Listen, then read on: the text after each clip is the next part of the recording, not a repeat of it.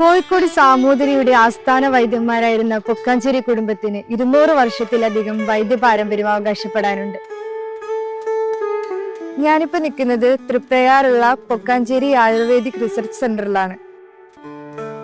ലോക ആയുർവേദ ദിനത്തിൽ പൊക്കാഞ്ചേരി കുടുംബത്തിലെ 5ാം തലമുറയിലെ ഡോക്ടർ പ്രത്യുഷ് പൊക്കാഞ്ചേരി നമ്മളോട് സംസാരിക്കുന്നു.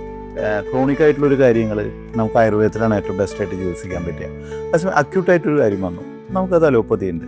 രോഗിക്കനുസരിച്ചാണ് മരുന്ന്, അയാളുടെ പ്രകൃതിയും എല്ലാം നോക്കി രോഗത്തിൻ്റെ ഇതൊക്കെ നോക്കിയിട്ടാണ് നമ്മൾ മരുന്ന് നിശ്ചയിക്കുക.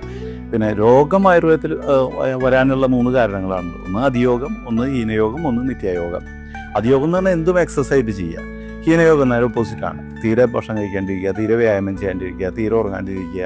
ഇനി അടുത്തൊരു മിഥ്യയോഗം എന്ന് പറയും, നേരത്തെ എണീക്കുന്നതിന് വരെ നേരം വൈകിട്ട് എണീക്കുക, നേരത്തെ ഉറങ്ങേണ്ടതിന് വരെ നേരം വൈകി ഉറങ്ങുക.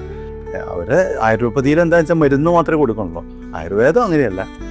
ചിട്ടകൾ, ദിനചര്യകൾ, എന്തു ഭക്ഷണം കഴിക്കാം, എന്ത് കഴിക്കാൻ പാടില്ല എന്നുള്ള വ്യക്തമായ നിർദ്ദേശങ്ങളാണ് ഒരു ആയുർവേദ ഡോക്ടർ കൊടുക്കുന്നത്. ശരിക്കും ആയുർവേദത്തിൽ എല്ലാം ഉണ്ട്. അതിനെ റീസെർച്ചാണ് നമുക്ക് ശരിക്കും അത് സെർച്ച് ചെയ്തെടുക്കുക വേണ്ടത്. അതിൽ നിന്ന് 23 സെപ്റ്റംബർ ആയുർവേദ ദിനമായിട്ട് ആചരിക്കുകയാണ് നമ്മൾ.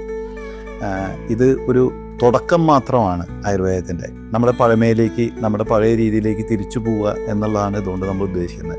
ഒരു ദിവസം മാത്രം ആയുർവേദ ദിനം ഓർത്ത് ബാക്കി എല്ലാ ദിവസവും അനായുർവേദമാവാതെ എല്ലാ ദിവസവും ഇത് തുടർന്ന് പോകാനുള്ള മനസ്സാണ് എല്ലാവർക്കും ഉണ്ടാവേണ്ടത്.